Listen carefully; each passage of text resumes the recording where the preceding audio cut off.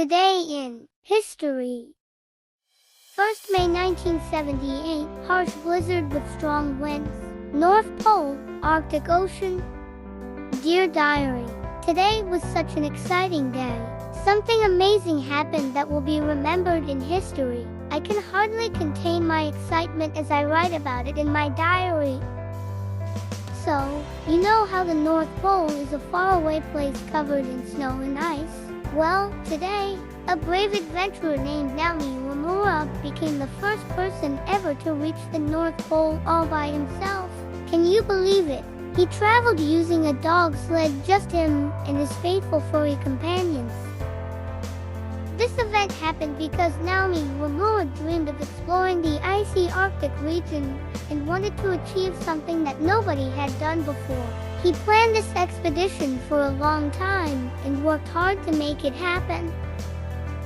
Naomi started his incredible journey in Barrow, Alaska, on March 2nd.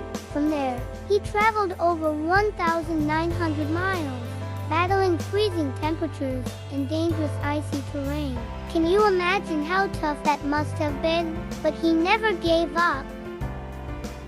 I wasn't physically there when he reached the North Pole, but I learned about it through the news. It was such a proud moment for everyone. I can only imagine the excitement and accomplishment he must have felt standing at the top of the world, surrounded by freezing Arctic winds and white, snowy landscapes.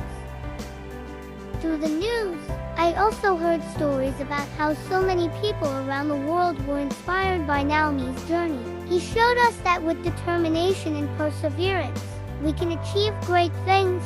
I think he's a true hero.